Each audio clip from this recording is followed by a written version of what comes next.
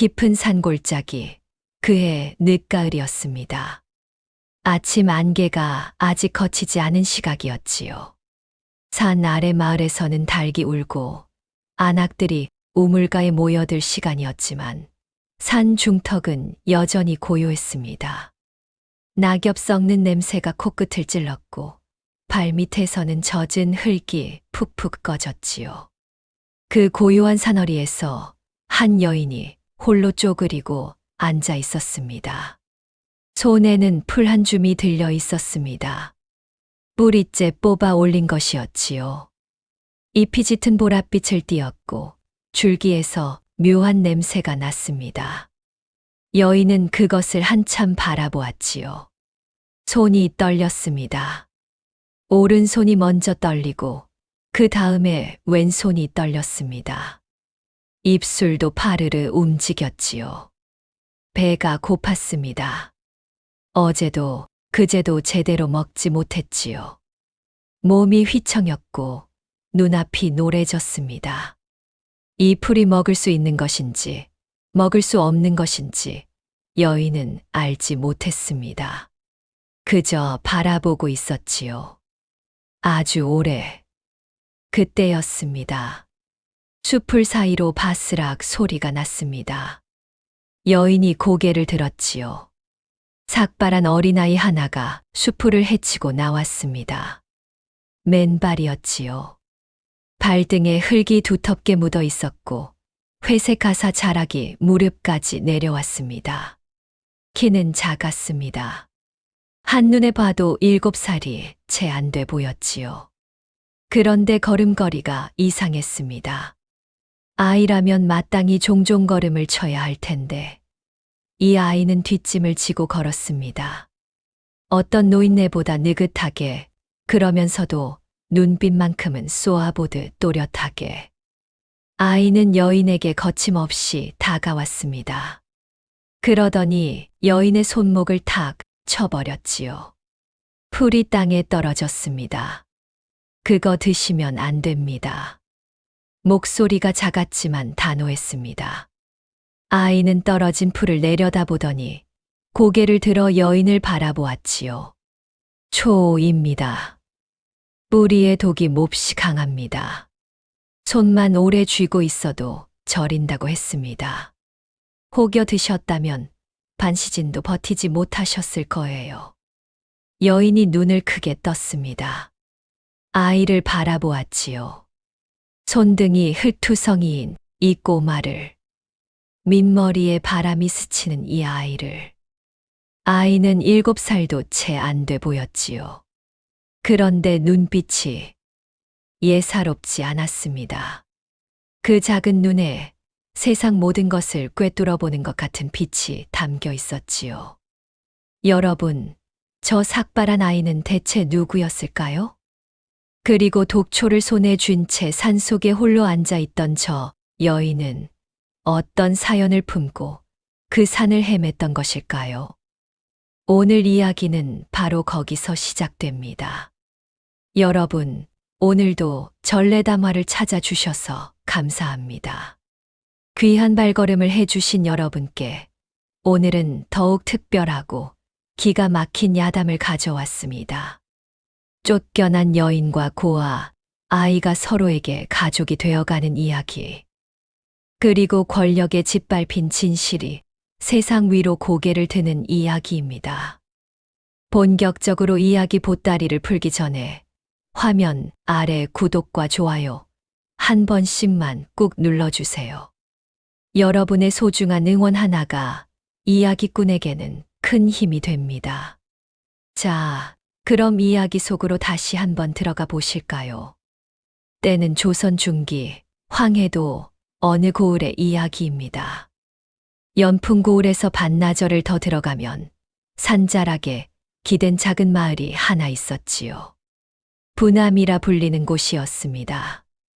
논이 많지 않았고 밭도 넉넉하지 않았지요. 비가 오면 질퍽해서 발목까지 빠지는 흙길이었고 맑은 날에는 먼지가 풀풀 날렸습니다. 그래도 사람들은 살았지요. 봄이면 씨를 뿌리고 여름이면 김을 메고 가을이면 추수를 하고 겨울이면 집신을 삼으며 살았습니다. 그 마을 어귀 느티나무 옆에 작은 초가집 하나가 있었습니다. 담장도 없었고 대문도 없었지요. 그냥 지붕만 얹어놓은 것 같은 집이었습니다. 거기에 한 여인이 홀로 살고 있었지요. 사람들은 그녀를 금촌댁이라 불렀습니다. 26이었지요. 나이만 보면 한창 때였습니다. 그런데 그 얼굴엔 이미 서리가 내린 것처럼 빛이 없었습니다. 눈가엔 깊은 그늘이 졌고 입가엔 웃음이 없었지요. 봄볕에 나무를 캐러 가도 시장에 약초를 팔러 가도 항상 혼자였습니다. 마을 사람들이 말을 걸어도 짧게 대답하고는 고개를 숙였지요. 누군가의 시선이 닿는 것이 두려운 사람처럼. 금촌댁이 이 마을에 온 것은 불과 2해 전이었습니다. 원래 금촌댁은 인근 풍덕고을의 양반가의 시집을 간 여인이었지요. 남편은 양반 서울 출신으로 공부는 하지 않았지만 제법 너른 전답을 물려받은 집이었습니다. 시어머니는 마을에서 알아주는 세도가의 딸이었지요. 그 집에서 금촌댁은 3년을 살았습니다. 그런데 아이가 생기지 않았습니다. 1년이 지나도 2년이 지나도 3년이 지나도 시어머니의 눈초리가 달라졌습니다. 처음에는 은근한 눈빛이었다가 나중에는 대놓고 말을 했지요. 며느리가 씨바지도 못하면 무엇에 쓰는가. 그 말이 마당에 울려 퍼지던 날 금촌댁은 뜨개질을 하다가 손을 멈추었습니다. 그리고 그날 밤 남편 방에서 낮은 목소리들이 새어 나왔지요. 금촌댁은 문 밖에 서서 들었습니다. 남편은 끝까지 아무 말도 하지 않았지요. 사흘 뒤 시어머니가 마당에 금촌댁의 짐을 내던졌습니다. 나가거라. 너는 이 집 사람이 아니다. 남편은 고개도 들지 않았지요. 사랑채 쪽을 바라보기만 했습니다. 금촌댁은 무릎을 꿇고 빌었습니다. 손이 흙에 닿도록 절을 했지요. 그러나 소용이 없었습니다. 그 집 대문이 닫히는 소리와 함께 금촌댁의 3년이 끝났지요. 친정도 없었습니다. 부모는 금촌댁이 12살 때 전염병으로 돌아가셨고, 오빠는 장사를 한다며 함경도 쪽으로 떠난 지 수년이 지났지요. 어디 있는지도 몰랐습니다. 갈 곳이 없었습니다. 금촌댁은 그냥 걸었지요. 발이 이끄는 대로 걸었습니다. 봄비가 내리는 길을 걷다가 어느 마을 어귀 산기슭 바위 옆에서 주저앉았습니다. 몸이 더 이상 움직이지 않았지요. 다리가 풀렸고 눈물도 나오지 않았습니다. 그냥 그 자리에 무너지듯 앉았지요. 그런 금촌댁을 발견한 것이 복례 할멈이었습니다. 복례 할멈은 금촌 마을 어귀에서 두부도 팔고 박물도 파는 노인이었지요. 이 고을 저 고을을 돌아다니며 비녀도 팔고 실도 팔고 필요하면 소식도 전해주는 마을에서 없어서는 안 될 사람이었습니다. 나이는 60이 넘었지만 목소리는 쩌렁쩌렁했고 발걸음은 씩씩했지요. 그 할멈이 산길을 내려오다가 주저앉은 금촌댁을 발견했습니다. 아이고, 요것이 여기서 죽으면 내가 치워야 한다. 일단 들어와. 말은 퉁명스러웠지만 손은 달랐습니다. 부드럽게 그러나 힘있게 금촌댁의 팔을 잡아 일으켜 세웠지요. 금촌댁은 처음에는 손을 뿌리치려 했습니다. 그런데 그 손의 온기가 오래간만에 느껴보는 사람 온기였지요. 복례 할멈 덕에 금촌댁은 헛간 한 칸을 얻어 머물 수 있게 되었습니다. 작고 낡은 헛간이었지요. 바람이 들어오는 틈도 있었고 비가 오면 한쪽이 질척해지기도 했습니다. 그래도 지붕이 있었지요. 누울 자리가 있었습니다. 그날부터 금촌댁의 일과는 이랬습니다. 똥이 트기 전에 일어났지요. 찬물로 세수하고 산에 올랐습니다. 약초를 캤지요. 아는 것이 없었으니 대충 보이는 풀을 뜯었습니다. 오후가 되면 내려와 장터에 내다 팔았고 팔다 남으면 복례 할멈과 나눠 국을 끓였습니다. 하지만 약초를 제대로 아는 게 없었지요. 뭐가 쑥이고 뭐가 동미나리인지, 어느 것이 몸에 좋고 어느 것이 독인지. 눈대중으로는 도무지 구분이 가지 않았습니다. 어느 날은 쑥이라 팔았던 것이 미나리 아제비였고, 또 어느 날은 독초를 다려 배탈이 났지요. 장터 사람들에게 면박을 받기도 했습니다. 아이고, 이 여인네 독초를 약초라 팔면 어쩌자는 거야. 그 말에 금촌댁은 고개를 숙였지요. 할 말이 없었습니다. 무안했고 무력했습니다. 아이고, 이놈의 풀들이 다 비슷비슷해 보이니. 그래도 포기하지 않았습니다. 다음 날도 산에 올랐지요. 또 다음 날도 올랐습니다. 이슬이 맺힌 산길을 밟으며 줄인 배를 산나물로 달래며 찬물로 세수하고 헐벗은 몸에 찬바람을 맞으며 그렇게 하루하루를 버텼지요. 그게 금촌댁의 전부였습니다. 그러던 그 어느 날 오후였지요. 산 중턱 바위 근처에서 손에 쥔 풀을 바라보다가 멈칫했습니다. 잎이 짙은 보랏빛이었고 줄기에서 이상한 냄새가 났지요. 배가 몹시 고팠습니다. 그냥 먹어볼까 싶었습니다. 어차피 혼자인 몸, 어차피 갈 곳도 없는 몸인데 혹시 먹어봐도 될까? 배도 고프고 그 손목을 탁 쳐버린 것이 바로 그 아이였지요. 아이는 키가 작았습니다. 머리는 민둥민둥 깎여 있었고 회색 가사 자락이 가늘고 작은 몸을 감쌌지요. 맨발이었습니다.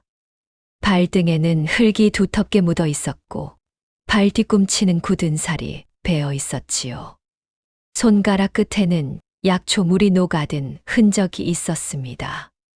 한눈에 봐도 이 아이가 오랫동안 산을 돌아다녔다는 것을 알 수 있었지요. 아이의 눈이 금촌댁을 바라보았습니다. 크지는 않았습니다. 그러나 또렷했지요. 흔들리지 않았습니다. 어른의 눈도 아니었고 그렇다고 어린아이의 눈도 아니었지요. 뭔가를 계속 살피고 또 살피는 눈이었습니다. 금촌댁이 멍하니 아이를 바라보았지요. 내가 절 아이냐? 예. 청운사에 삽니다. 이름이 뭐냐? 명덕입니다. 아이는 눈 하나 깜짝하지 않고 대답했습니다. 그러더니 금촌댁이 떨어뜨린 풀을 흘낏 내려다보았지요. 이건 초오라 합니다. 뿌리에 독이 많습니다. 옛날 전쟁 때 사람들이 화살촉에 발라 쓰던 것이에요. 조금만 드셔도 온몸이 마비되고 반시진이 지나면. 아이가 말을 멈추었습니다. 그러더니 금촌댁의 얼굴을 한번 바라보고는 그 뒷말을 삼켰지요. 설명하지 않아도 아는 사람이라 판단했던 것 같았습니다. 어떻게 그런 걸 다 아느냐? 스님이 가르쳐 주셨습니다. 명덕은 주위를 한번 둘러보더니 바위 옆 풀숲으로 성큼성큼 걸어갔습니다. 잠시 뒤 손 가득 풀을 쥐고 돌아왔지요. 그러더니 하나하나 내밀었습니다. 이건 쑥입니다. 쑥은 이렇게 뒷면이 하얗습니다. 향이 있지요. 이건 질경이고요. 이건 익모초인데 여인들 몸에 좋다 했습니다. 이건 삽주, 이건 도라지, 저 언덕 위에 보이는 건 오미자 덩굴입니다. 줄줄줄 거침없이 읊었습니다. 금촌댁은 입을 다물지 못했지요. 너 몇 살이냐? 6이요. 이번 동짓달에 7 됩니다. 6살짜리 아이가 약초의 이름과 효능과 생김새를 줄줄 외우고 있었습니다. 이 아이는 뭔가 싶었지요. 금촌댁은 아이를 다시 한번 찬찬히 바라보았습니다. 민머리, 흑발, 낡은 가사. 그리고 그 또렷한 눈빛. 너 부모는? 명덕이 잠시 멈추었습니다. 없습니다. 짧은 대답이었지요. 더 이상 말을 잇지 않았습니다. 금촌댁은 더 물을 수가 없었지요. 그날 금촌댁은 명덕이가 이끄는 대로 산을 돌아다녔습니다. 아이는 뒷짐을 지고 걸으면서 지나치는 풀마다 이름을 댔지요. 목소리는 조용했지만 설명은 자세했습니다. 왜 이 풀은 이 자리에 자라는지, 어느 계절에 캐는 것이 약효가 좋은지, 뿌리를 쓰는 것과 잎을 쓰는 것의 차이는 무엇인지. 저건 천남성입니다. 생긴 건 고구마처럼 생겼는데 독초예요. 손대지 마세요. 저건 삽주, 저건 당귀, 저건 오미자 덩굴, 저기 저 그늘 아래 있는 건 천문동입니다. 금촌댁은 자꾸만 물었고 명덕은 자꾸만 대답했습니다.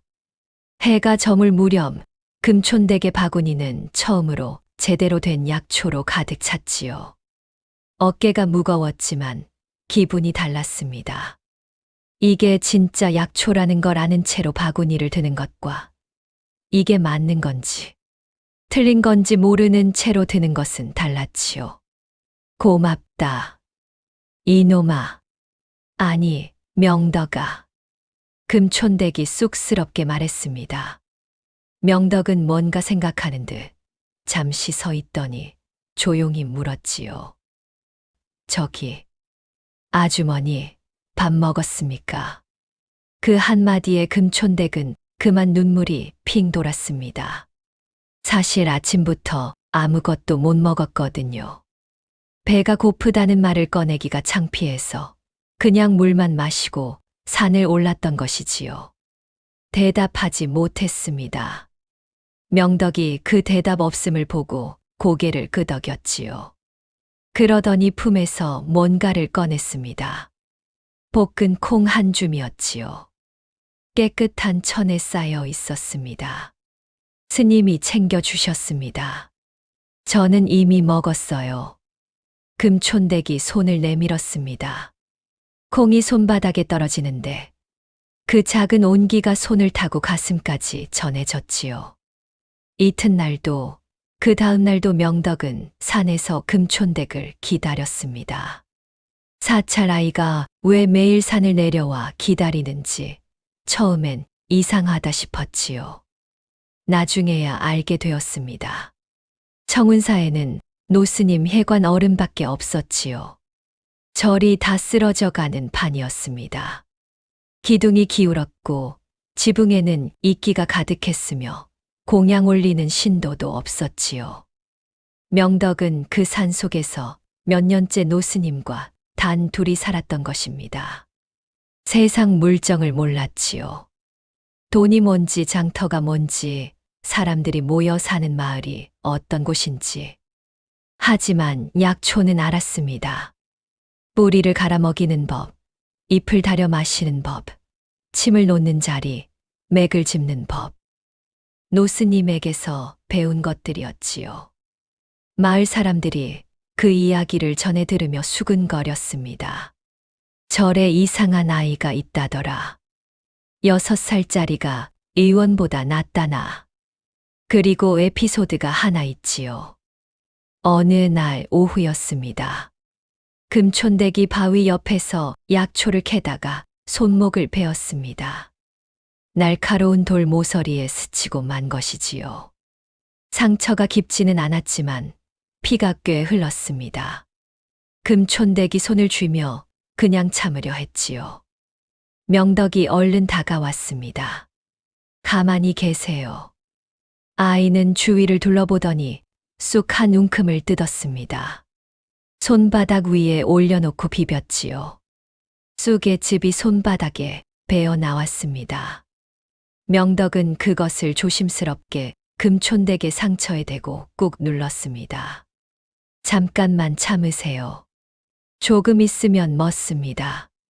아프지 않아. 그래도 꾹 눌러야 해요. 쑥은 지혈했습니다. 뜸도 뜨고요. 상처에는 충분히 오래 눌러야 효과가 있어요. 조금 지나자 피가 멎었습니다.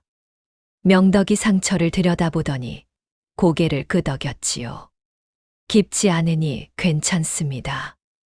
내일쯤 딱지가 앉을 거예요. 금촌댁이 멍하니 바라보다가 피식 웃었지요. 허허, 이 녀석이 진짜 의원이 다 됐네. 명덕은 고개를 갸웃거렸습니다. 의원이요. 저는 그냥 사람 살리는 법을 배웠을 뿐입니다. 그 말이 오래도록 금촌댁의 가슴속에 남았지요. 사람 살리는 법. 이 작은 아이의 입에서 나온 그 말이. 그렇게 며칠이 지나고 또 며칠이 지났습니다. 어느새 금촌댁은 명덕과 함께 산을 오르는 것이 일과가 되었지요. 아침에 눈을 뜨면 명덕이 헛간 문 앞에 쪼그리고 앉아 기다리고 있었습니다. 손에는 늘 뭔가가 들려 있었지요. 어느 날은 산에서 캐온 더덕이었고 어느 날은 작은 옹기에 담긴 약초 달인물이었습니다. 말없이 내밀고는 금촌댁이 받을 때까지 묵묵히 기다렸지요. 아이는 산에서 내려올 때 금촌댁 바구니를 받아 들었습니다. 제가 들겠습니다. 무겁잖아요. 내가 더 작은데 뭘. 저 힘셉니다. 그러고는 바구니를 번쩍 들었지요. 아이 몸보다 바구니가 더 컸습니다. 삐뚤삐뚤 걷는 모양이 어찌나 우습던지 금촌댁이 그만 웃음을 터뜨리고 말았지요. 오래간만에 웃었습니다. 시댁에서 쫓겨난 뒤 그때까지 단 한 번도 웃지 않았더랬지요. 복례 할멈이 어느 날 두 사람이 산에서 내려오는 것을 보고 고개를 끄덕였습니다. 아이고, 꼭 어미 자식 같네.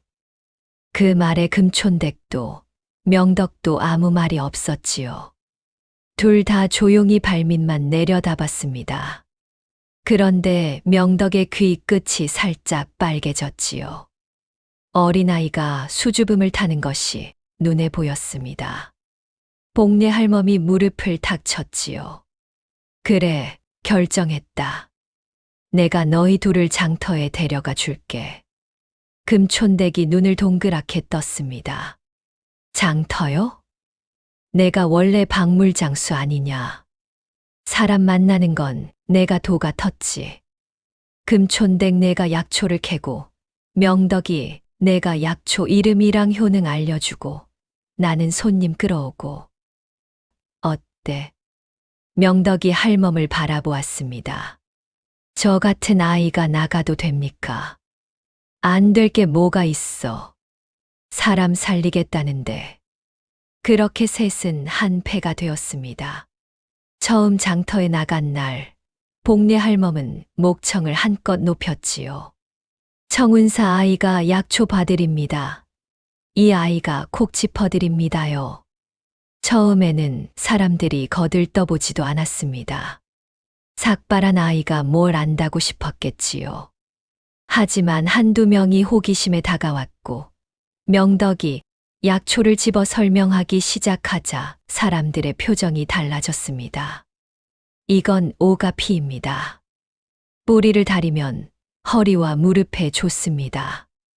이건 황기인데요. 기운이 없는 분들께 좋습니다. 밥맛도 돌아온다 했습니다. 사람들이 하나둘 모여들었지요. 그리고 에피소드가 있었습니다. 어느 날 할머니 한 분이 다리를 절뚝이며 왔지요. 혹시 무릎 아픈데 좋은 약초 있어요? 복례 할멈이 얼른 앞으로 나서려 했는데 명덕이 할멈 소매를 살짝 잡았습니다. 그러더니 할머니 앞에 무릎을 꿇고 앉아 조심스럽게 말했지요. 어르신, 잠깐만 손 한번 잡아봐도 됩니까? 할머니가 고개를 갸웃거렸지만 손을 내밀었습니다. 명덕이 두 손으로 조심스럽게 손목을 잡았지요. 눈을 감았습니다. 한참을 그대로 있었지요. 장터 사람들이 슬금슬금 다가와 보았습니다. 이윽고 명덕이 눈을 뜨며 말했지요. 어르신, 무릎보다 허리가 더 문제인 것 같습니다. 찬 기운이 허리에 들어온 것 같아요. 그래서 다리까지 저린 거라 합니다. 두충하고 속단을 드시면 좋겠습니다. 할머니가 눈이 둥그레졌습니다. 어머나, 그거 맞아. 어떻게 알았어요? 손에서 느껴집니다, 어르신. 그날 그 자리에서 주위 사람들이 웅성거리기 시작했지요. 저 아이 좀 봐라. 의원보다 낫겠어. 저런 눈빛은 처음 봐. 명덕이라 했던가. 청운사 아이? 금촌댁은 멀찍이 서서 명덕을 바라보았습니다. 가슴이 따뜻해졌지요. 오래 잊고 있던 온기가 가슴 안쪽에서 피어오르는 것 같았습니다. 이 행복이 영원할 수 있다면 하고 속으로 빌었지요. 밤이면 셋이 모여 밥을 먹었습니다. 복례 할멈은 늘 국을 끓였고 금촌댁은 나무를 묻혔고 명덕은 불을 지폈지요. 아궁이 앞에 앉아 나뭇가지를 넣고 후후 불던 명덕의 얼굴이 불빛에 붉게 물들었습니다. 명덕아, 밥 더 먹어라. 너 아직 크고 있잖아. 배가 불러요. 먹어라. 크려면 먹어야지. 진짜 불러요. 그래도 한 숟가락만 더.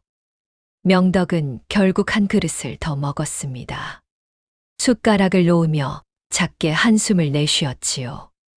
복례 할멈이 너털웃음을 터뜨렸습니다. 허허허, 역시 아이는 아이야. 불렀다고 하더니 결국 다 먹네. 명덕이 수줍게 그릇을 내려다보았지요. 그때 명덕이 조용히 말했습니다. 저 장터에서 사람들 맥 짚어봐도 됩니까? 왜? 금촌댁이 물었지요. 아픈 사람이 많아 보여서요. 제대로 된 의원한테 가지 못하는 사람들이요. 저는 어리고 아직 모르는 게 많습니다. 그래도 할 수 있는 것은 해보고 싶습니다. 금촌댁이 명덕의 머리를 쓰다듬었습니다. 짧게 깎인 머리카락이 손 아래서 까슬까슬했지요. 그 온기가 손에서 가슴으로 전해졌습니다. 그래. 사람 살리고 싶으면 살려라. 명덕이 소리 없이 웃었습니다. 잘 웃지 않는 아이였는데 그날은 웃었지요. 그 웃음이 어찌나 환하던지 금촌댁은 그 얼굴을 한동안 잊을 수가 없었습니다. 그런데 그 즈음부터였지요. 장터 끝자락 엿장수 옆에서 누군가가 이들을 지켜보고 있었습니다. 눈이 가늘고 입꼬리가 항상 아래로 처진 사내였지요. 사람들 사이에 섞여 있으면 눈에 띄지 않는 외모였지만 유독 이 셋을 향한 눈길만큼은 날카로웠습니다. 이름은 황봉술, 고을 관청에 붙어 사는 아첨꾼이었지요. 하지만 이야기는 거기서 잠시 멈춰야겠습니다. 좋은 시절엔 언제나 먹구름이 따라오는 법이니까요. 황봉술은 원래 고을에서 약방 심부름이나 하던 자였습니다. 약방 주인 조진원에게 붙어서 눈치 보며 살아온 사람이었지요. 날씨가 맑으면 나으리 오늘은 하늘빛이 맑습니다 하고, 날씨가 굳으면 나으리 이런 날에 잡수실 것을 준비했습니다 하는 시기였지요. 조진원의 눈밖에 나지 않는 것이 황봉술의 가장 중요한 일이었습니다. 그리고 조진원은 이 고을의 약방을 틀어준 자였습니다. 재산이 많았고 고을 현감과는 사돈간이었으며 약재를 독점해 어떤 의원도 자기 허락 없이는 장사를 못하게 했지요. 고을에서 누군가 병이 나면 조진원의 약방을 거쳐야 했고 약재를 구하려면 조진원이 정한 값을 내야 했습니다. 가난한 사람들은 엄두를 못 냈지요. 하지만 다른 방법이 없었습니다. 조진원이 관청과 손을 잡고 있었으니까요. 황봉술은 어느 날 숨을 헐떡이며 조진원에게 달려갔습니다. 나으리, 장터에 이상한 것들이 나타났습니다. 쫓겨난 여인네가 절 아이를 데리고 맥을 짚고 약초를 팔고 있습니다. 조진원이 눈을 가늘게 했지요. 절 아이? 예, 나으리. 겨우 6살인데 의원처럼 맥을 짚습니다. 사람들이 몰려들고 있습니다. 이대로 두면 내가 직접 봐야겠군. 조진원의 목소리는 낮고 조용했습니다. 그러나 그 안에 날이 서 있었지요. 이튿날 장터. 명덕이 한 중년 사내의 손목을 잡고 있었습니다. 사내는 얼굴이 누렇고 배가 불룩했지요. 명덕이 천천히 눈을 감고 맥을 짚었습니다. 배가 자주 아프시지요. 찬 음식을 드시면 더 하시고요. 맞아. 어떻게? 속이 냉합니다. 건강이 걱정되시겠어요. 그런데 명덕이 손을 떼다가 멈칫했습니다. 어르신, 다른 것도 있는 것 같습니다. 가슴 쪽이. 사내가 화들짝 놀랐지요. 아, 그거야 전에 알았던 것이고. 명덕이 눈을 들었습니다. 사내를 똑바로 바라보았지요. 전에 앓은 게 아직 남아 있습니다. 의원에게 정식으로 보여드리세요. 저는 아이라 더 이상은 모릅니다. 하지만 오래 두시면 안 될 것 같습니다. 사내가 눈물을 글썽였습니다. 고맙다, 아가. 주위에서 웅성거렸지요. 저 아이 보통이 아니야. 어디 의원한테도 못 들은 말을 듣네. 저렇게 어린데 어쩜. 그때 군중 뒤에서 팔짱을 낀 사내가 조용히 서 있었습니다. 조진원이었지요. 명덕을 바라보는 눈빛이 싸늘했습니다. 아무 말도 하지 않았지요. 그저 보고만 있었습니다. 명덕을, 그 손을, 그 눈빛을. 그러다가 명덕과 눈이 마주쳤습니다. 조진원의 얼굴에 순간 무언가가 스쳤지요. 당혹감인지 두려움인지 혹은 오래된 기억인지 알 수 없는 표정이었습니다. 저 눈, 어디서 봤던 눈인데. 황봉술이 귓속말을 했지요. 제거할까요, 나으리? 조진원은 한참 명덕을 바라보다가 천천히 돌아섰습니다. 아직은 두어라. 방법을 생각해야지. 그로부터 사흘 뒤였습니다. 장터의 소문이 돌기 시작했지요. 금촌댁이 가짜 약초를 팔았다더라. 저 여인이 어디서 굴러온 사람인지 아무도 모른다던데. 저 절 아이가 맥을 짚는 게 사기 아니냐.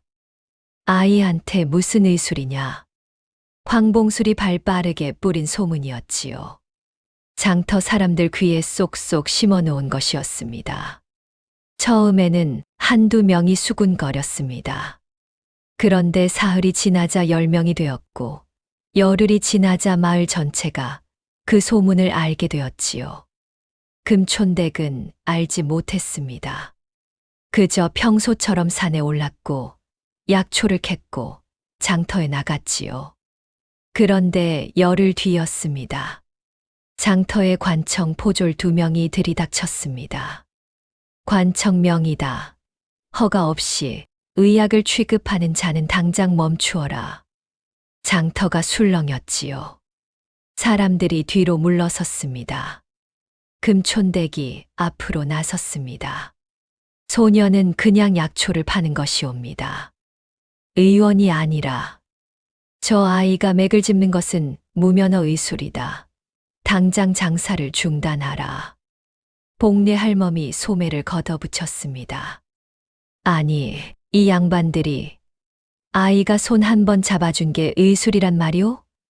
이 나라 의술법이 그렇게 됐소. 비켜라, 이 노인네.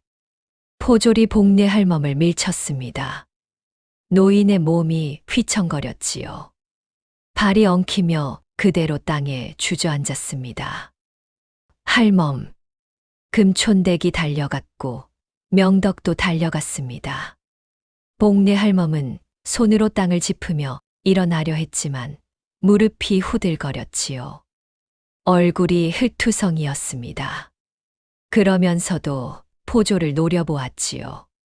장터 사람들이 웅성거렸습니다. 그러나 아무도 나서지 않았지요. 포졸이 무서웠고 조진원이 무서웠습니다. 어디서 굴러온 여인네를 위해 나섰다가 자기 장사에 불똥이 튈까봐 다들 고개를 숙였습니다. 그날 밤 금촌댁은 명덕을 앞에 앉혀놓고 말했습니다. 명덕아, 우리 잠깐 장사를 쉬어야겠다. 명덕이 고개를 들었습니다. 눈빛이 흔들리지 않았지요. 잘못한 게 없는데요. 잘못이 없어도 힘 있는 자가 밀면 밀리는 게 세상이야. 나는 그걸 이미 알고 있어. 명덕은 한참 입술을 꾹 다물고 있다가 말했습니다. 아주머니, 아버지도 그렇게 밀렸나요?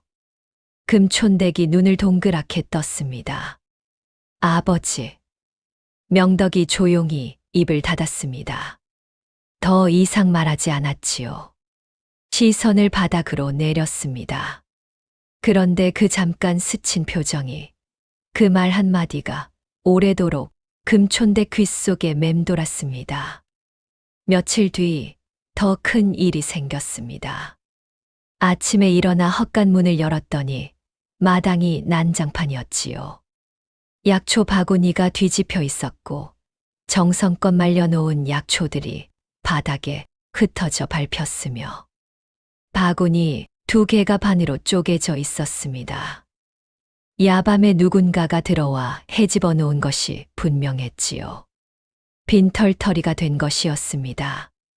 복례 할멈이 허리를 구부려 흩어진 약초를 줍다가 그만 울음을 터뜨렸지요. 아이고, 이 몹쓸 것들이 사람을 이렇게 짓밟아도 되는 거야? 금촌댁은 울지 않았습니다. 입술을 깨물고 허공을 바라봤지요. 울면 지는 것 같았습니다. 그러나 손이 부들부들 떨렸습니다. 명덕이 그 옆에 서 있었지요. 작은 손이 꽉 쥐어졌다가 펴졌다가 했습니다. 눈빛이 바닥을 향하고 있었지요. 그때 명덕이 고개를 들었습니다. 저 스님을 뵈러 가야겠습니다. 명덕아, 지금 어딜? 잠깐만요. 꼭 가봐야 합니다. 금촌댁이 잡으려 했지만 명덕은 이미 산길로 올라가고 있었습니다. 작은 발이 빠르게 쉬지 않고 올라갔지요. 뒤돌아보지 않았습니다. 명덕이 청운사에 도착했을 때 산 안쪽은 이미 저녁 빛이었습니다. 낙엽을 밟는 소리만 들렸지요. 사찰 마당은 조용했습니다. 기둥이 기울어진 법당 안에서 촛불 하나가 흔들렸고 향 냄새가 산 공기에 섞여 퍼졌지요. 노스님 혜관이 법당 안에 앉아 있었습니다. 명덕이 문을 열고 들어갔습니다. 소리 없이 무릎을 꿇었지요. 스님. 혜관이 천천히 눈을 떴습니다. 주름진 얼굴에 오래된 슬픔 같은 것이 배어 있었지요. 왔느냐? 스님. 아버지 얘기를 해 주십시오. 지금 해 주셔야 할 것 같습니다. 오랫동안 침묵이 흘렀습니다. 촛불이 한 번 크게 흔들렸지요. 혜관이 천천히 입을 열었습니다. 내 아버지 이름은 서명준이라 했다. 명덕이 숨을 들이켰습니다. 이 고을 최고의 의원이었지. 가난한 자에게는 돈을 받지 않았고, 먼 데서 소문 듣고 찾아온 병자도 마다하지 않았다. 사람들이 명의민이라 불렀느니라. 그런데 왜 10년 전이다. 누군가 내 아버지를 관청에 고발했다. 허가 없이 독약을 다뤘다고, 병자를 죽게 했다고. 조작된 고발이었지. 증거도 조작된 것이었다. 하지만 뒤에 힘 있는 자가 있었으니 관청이 그 힘을 따랐지. 아버지는 결국 유배명을 받았다. 가는 길에 돌아오지 못했다. 돌아오지 못했다는 것은 그렇다.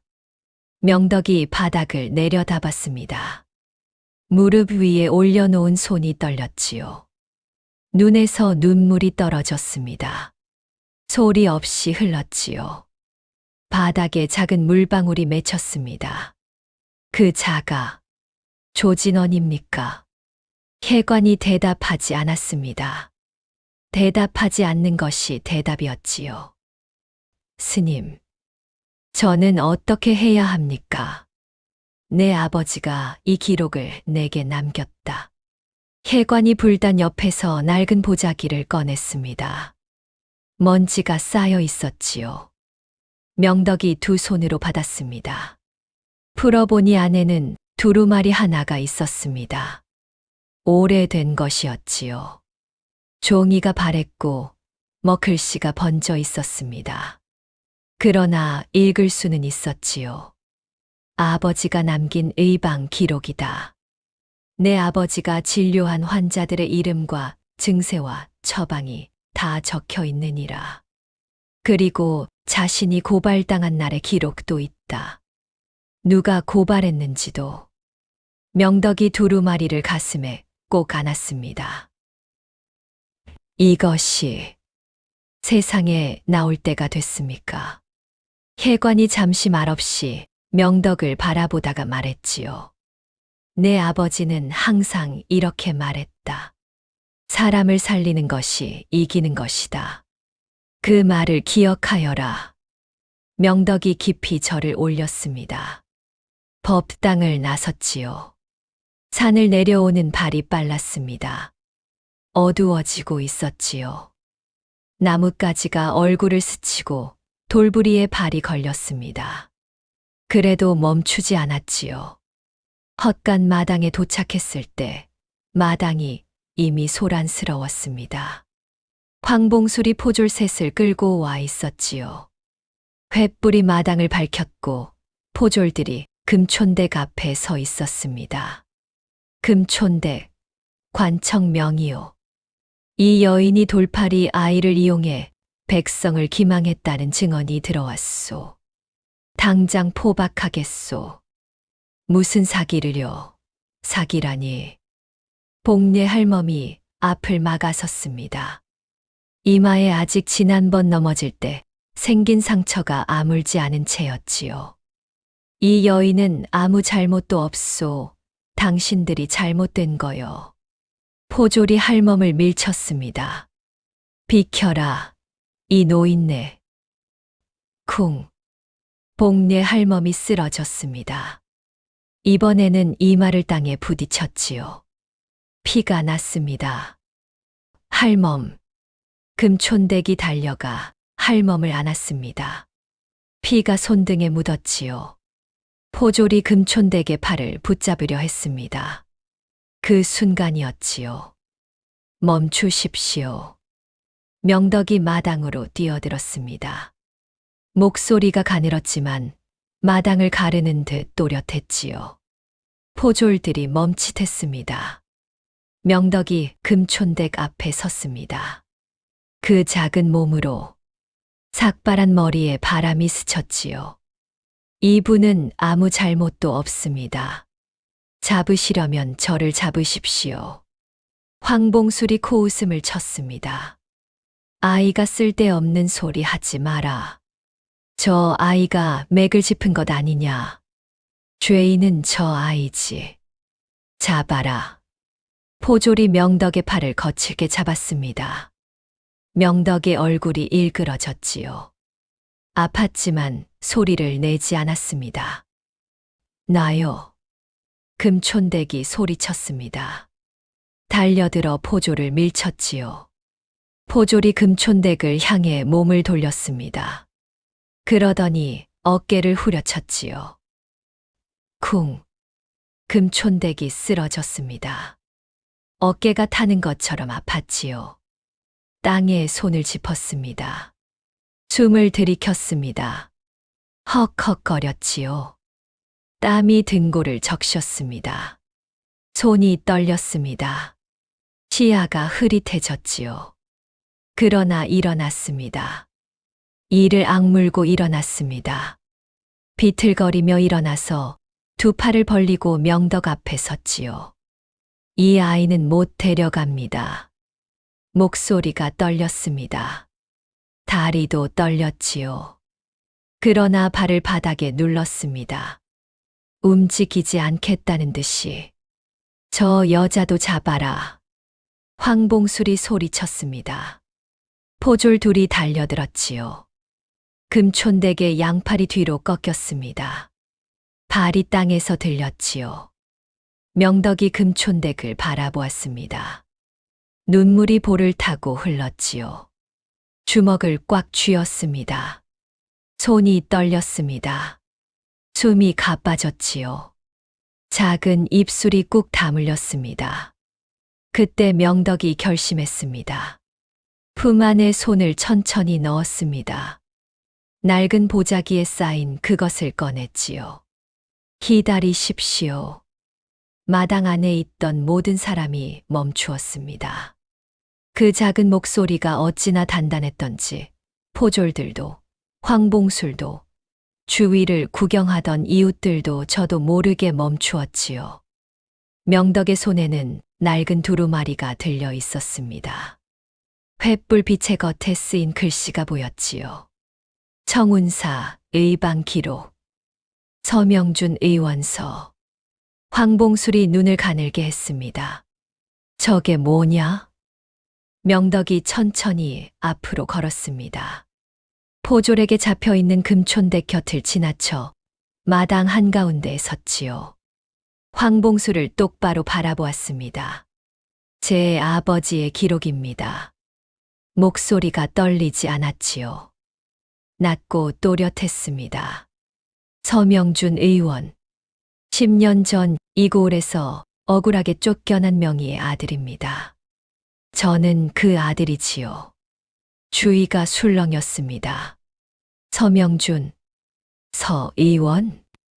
그 서 의원 아이라고? 나이 든 사람들이 숨을 들이켰지요. 서명준은 이 고을 사람들의 기억에 남아 있었습니다. 돈 없는 사람 고쳐주고 먹을 것으로 고맙다 받던 의원. 10살 아이의 폐병을 고쳤고 죽어가던 임산부를 살렸고 사흘 밤낮을 앉아서 병자 곁을 지킨 사람. 그 이름을 기억하는 이가 마당 주위에도 있었지요. 황봉술이 목소리를 높였습니다. 헛소리 마라. 저 아이가 지어낸 것이다. 명덕이 두루마리를 천천히 펼쳤지요. 이 기록에는 아버지가 진료한 환자들의 이름과 날짜가 적혀 있습니다. 그리고 아버지가 고발당한 날의 기록도 있지요. 고발인의 이름도요. 그때 군중 속에서 목소리가 나왔습니다. 잠깐. 나이 지긋한 약재상 영감 한 명이 앞으로 나왔습니다. 나 이 기록 알아. 서 의원이 늘 이렇게 기록을 썼지. 한 줄 한 줄 직접 먹갈아서 쓰던 분이야. 필체가 맞아. 도장도 맞고 또 다른 노인이 나섰지요. 내가 서 의원한테 아들을 고쳤어. 40년 가까이 됐지만 이 기록 방식은 서 의원밖에 쓰지 않았어. 진짜야. 이건 진짜 기록이야. 술렁임이 커졌습니다. 포졸들이 서로 눈치를 보았지요. 황봉술의 얼굴이 점점 창백해졌습니다. 명덕이 두루마리를 다시 감았습니다. 조용히 그러나 담담하게 말했지요. 저는 아버지가 하던 것을 이었습니다. 사람을 살리는 것입니다. 그것이 죄가 됩니까? 마당이 조용해졌습니다. 그 침묵 속에서 황봉술이 슬금슬금 뒤로 빠지려 했지요. 군중 속으로 숨으려 했습니다. 그런데 군중이 막았습니다. 이 자야. 이 자가 소문 퍼뜨리고 다닌 자야. 내가 봤어. 지난밤에 이 마당에서 나오는 거.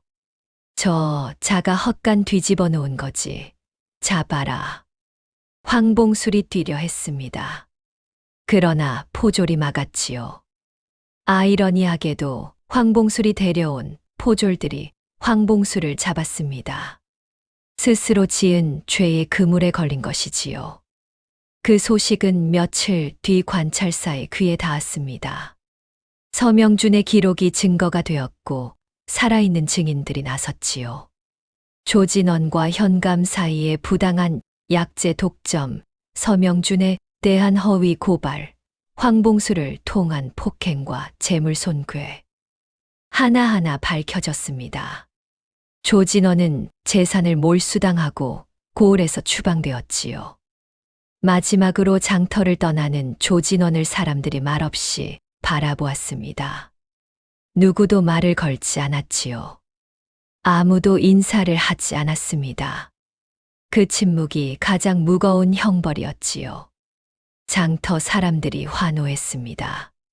서 의원 아들이다. 명덕이, 명덕이.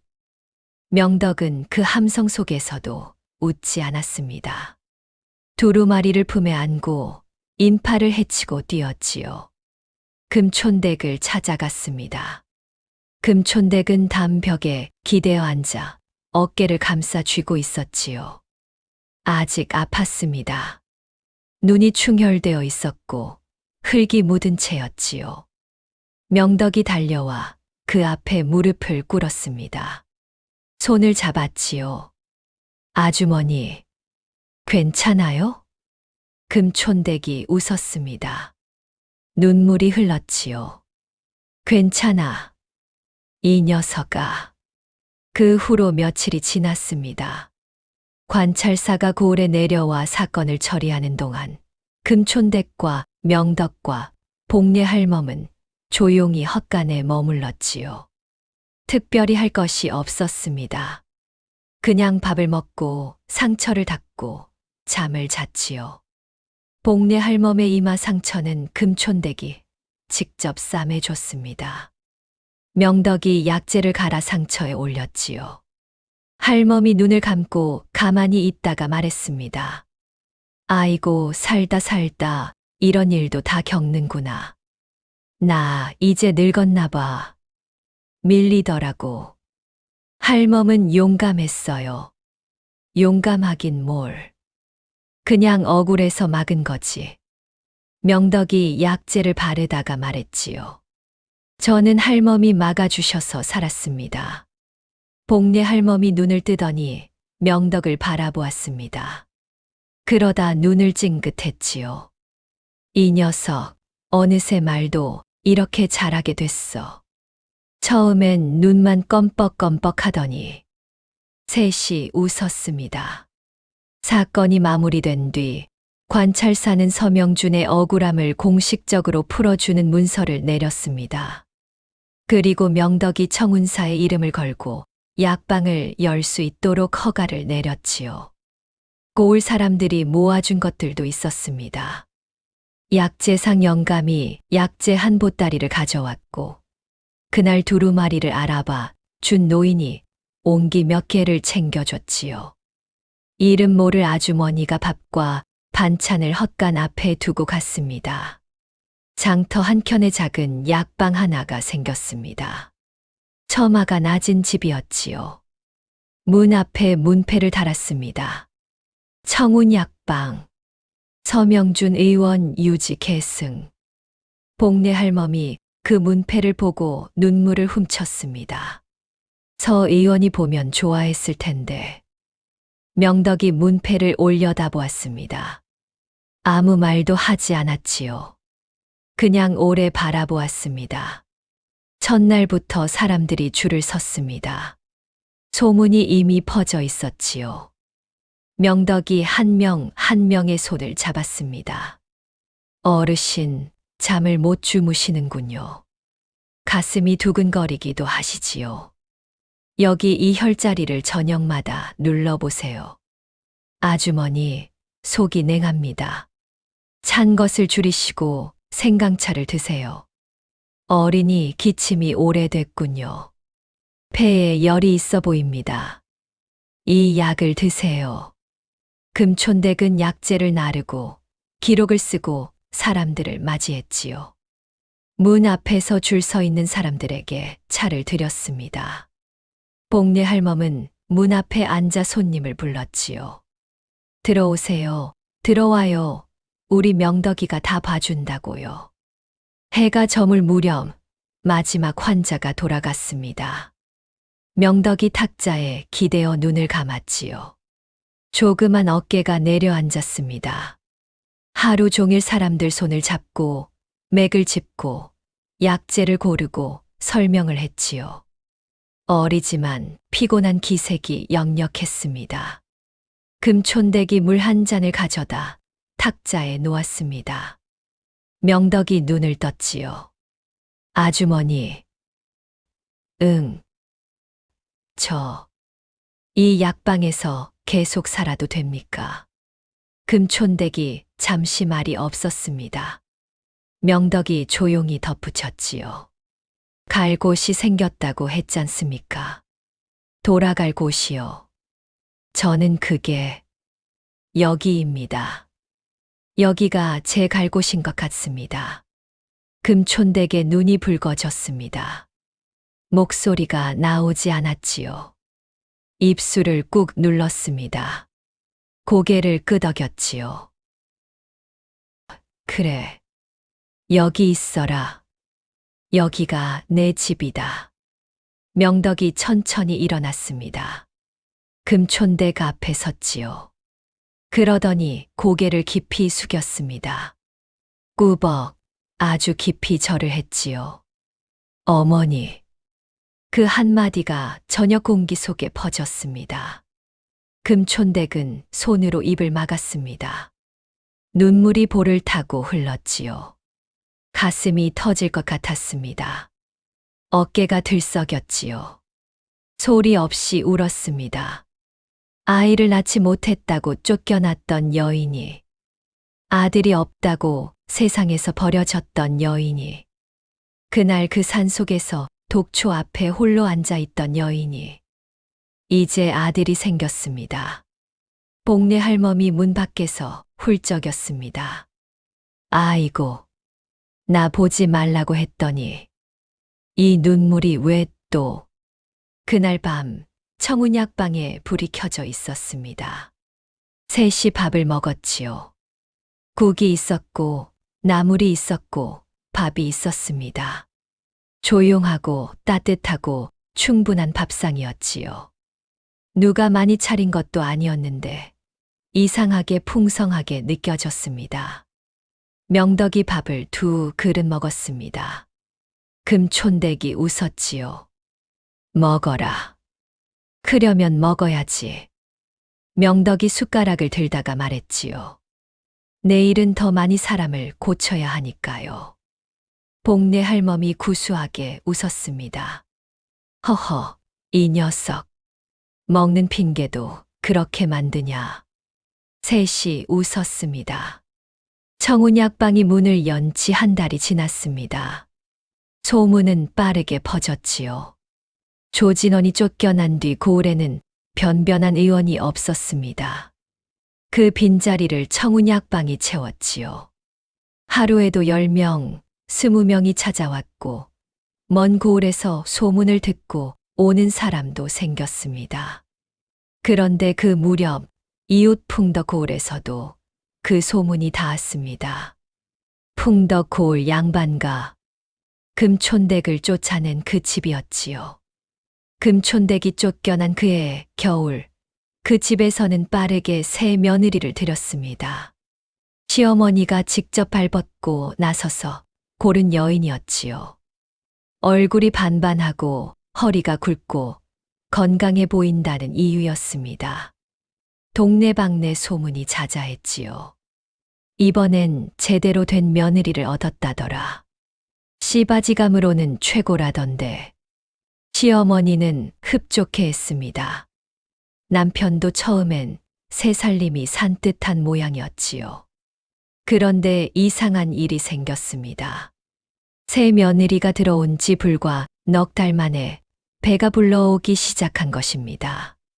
시어머니는 처음에 덩실덩실 춤이라도 출 기세였지요. 봐라, 저것 봐라. 역시 여자는 골반이 넓어야 해.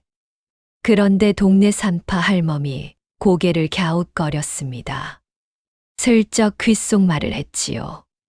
마님 아무리 봐도 이 아이 5달은 넘은 것 같은데요. 시어머니의 얼굴이 굳었습니다. 셈을 해보니 맞지 않았지요. 며느리가 이 집에 들어온 것은 석 달이 채 안 되었는데 뱃속 아이는 5달이라니. 아무리 봐도 이 집씨가 아닌 것이었습니다. 남편이 며느리를 다그쳤지요.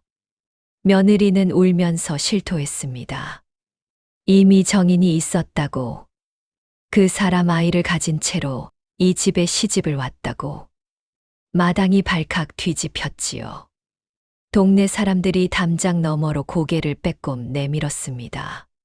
수군거림이 이 집 담장을 넘어 고을 전체로 퍼졌지요. 허허, 씨바지 잘못 골랐네 그려. 금촌댁을 그렇게 내쫓더니 하늘이 보고 있었나 보지. 새 며느리는 결국 그 아이를 낳고는 친정으로 달아났습니다. 아이도 데려갔지요. 남편은 망신을 톡톡히 당했고 시어머니는 그 충격으로 몸져 누웠습니다. 그러나 이것이 끝이 아니었지요. 그로부터 2년이 지난 어느 날이었습니다. 남편이 3번째 혼처를 알아보던 중 갑자기 쓰러졌습니다. 왼쪽 얼굴이 돌아가고 말이 제대로 나오지 않았지요. 팔다리가 마음대로 움직이지 않았습니다. 중풍이었지요. 시어머니는 허둥댔습니다. 조진원의 약방에 달려갔지요. 그런데 약방이 없었습니다. 간판이 내려진 빈 건물만 남아 있었지요. 조진원이 어디 갔소? 관찰사명으로 고을에서 쫓겨났습니다. 마님. 시어머니가 눈이 둥그레졌습니다. 그럼 이 고을에 의원이 어디 있소? 요즘은 장터 쪽에 새로 생긴 약방이 있습니다. 청운약방이라고 사람들이 줄을 서서 기다릴 정도라던데요. 시어머니는 지푸라기라도 잡는 심정으로 아들을 들것에 실었습니다. 종을 시켜 청운약방으로 데려갔지요. 장터 어귀에 가니 과연 사람들이 줄을 서 있었습니다. 처마가 낮은 작은 약방이었는데 문 앞에서 복례 할멈이 손님을 맞이하고 있었지요. 들어오세요. 우리 명덕이가 다 봐줍니다. 시어머니가 들것을 가리키며 말했습니다. 우리 아들이 중풍이요. 어서 의원을 불러주시오. 복례 할멈이 힐끗 쳐다보았습니다. 그러더니 안으로 들어가 뭐라 말했지요. 잠시 뒤 약방 문이 열렸습니다. 그 안에서 나온 사람은 6살 아이였습니다. 삭발한 머리, 회색 가사, 맨발. 눈빛만큼은 어떤 어른보다도 또렷한 아이였지요. 시어머니가 코웃음을 쳤습니다. 아니, 의원은 어디 있고 애가 나오는 거요? 제가 봐드리겠습니다. 어르신. 시어머니가 어이없다는 표정을 지었지요. 그런데 주위 사람들이 말했습니다. 저 아이가 명덕이라오. 서명준 의원 아드님이라오. 조진원 약방에서 못 고친 것도 이 아이가 다 고쳤소. 의원 10명보다 낫소. 어서 들어가시오. 시어머니는 반신반의하면서도 들어섰지요. 달리 방법이 없었으니까요. 명덕이 조용히 환자 앞에 앉았습니다. 남편의 손목을 잡았지요. 눈을 감았습니다. 한참을 그렇게 있었지요. 그때 약방 안쪽에서 누군가 걸어 나왔습니다. 약재를 나르다 멈춘 사람이었습니다. 시어머니가 그 얼굴을 보고 굳어버렸습니다. 너는 금촌댁이었습니다. 26. 쫓겨날 때보다 얼굴에 생기가 돌았고 등이 펴져 있었습니다. 눈가의 그늘은 여전했지만 눈빛이 달랐지요. 흔들리지 않는 눈빛이었습니다. 금촌댁은 시어머니를 바라보았습니다. 아무 말도 하지 않았습니다. 시어머니가 먼저 입을 열었지요. 목소리가 떨렸습니다. 내가 여기 있었구나. 금촌댁이 조용히 대답했습니다. 예. 여기 있었습니다.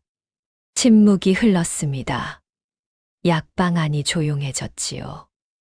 복례 할멈도 명덕도 줄 서 있던 사람들도 숨을 죽였습니다. 시어머니의 무릎이 서서히 굽혔습니다. 뻣뻣하고 교만하던 그 무릎이 약방 흙바닥에 천천히 꿀렸지요. 내가 잘못했다. 목소리가 쪼그라들었습니다. 내가 잘못 봤다. 내가 잘못된 게 아니었는데 내가 그걸 몰랐다. 용서해다오. 금촌댁은 한참을 바라보았습니다. 시어머니의 흰 머리를, 굽어든 어깨를, 흙바닥에 닿은 무릎을, 긴 침묵이었지요. 그러더니 금촌댁이 천천히 앞으로 걸어갔습니다. 시어머니 앞에 쪼그려 앉았지요. 그 손을 두 손으로 잡았습니다. 일어나십시오, 어머니. 시어머니가 눈물을 쏟았습니다.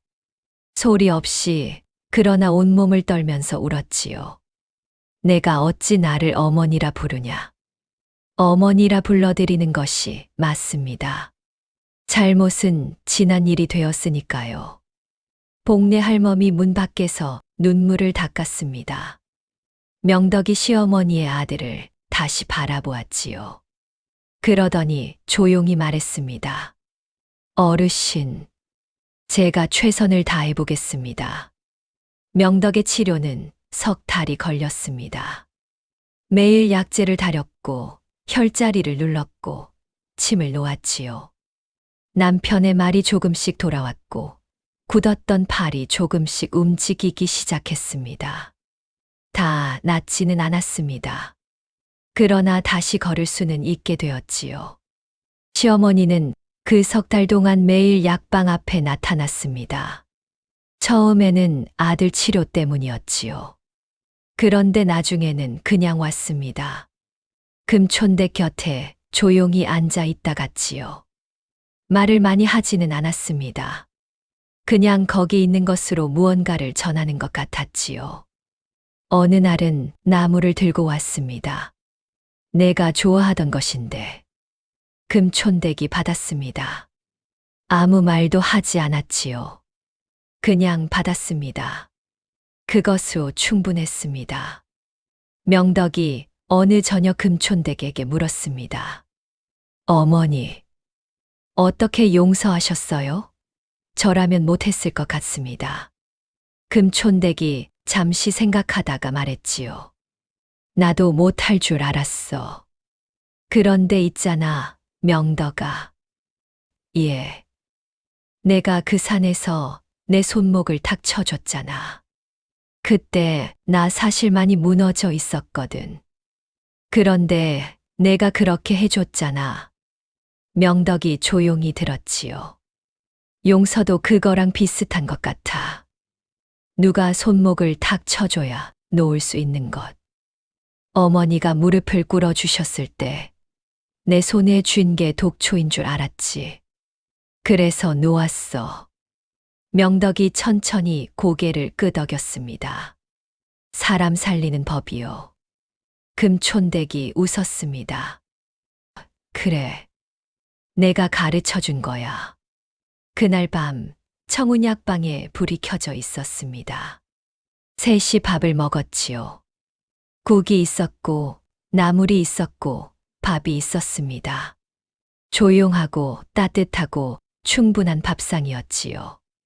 누가 많이 차린 것도 아니었는데 이상하게 풍성하게 느껴졌습니다. 명덕이 밥을 2그릇 먹었습니다.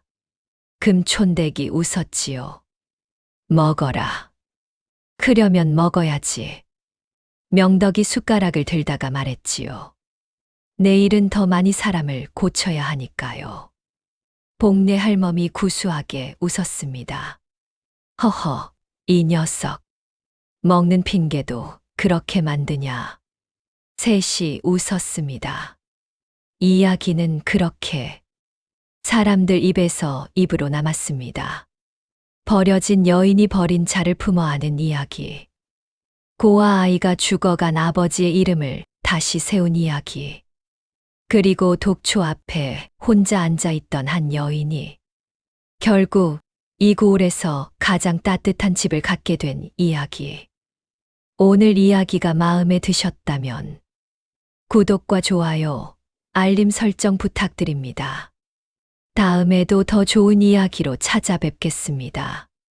감사합니다.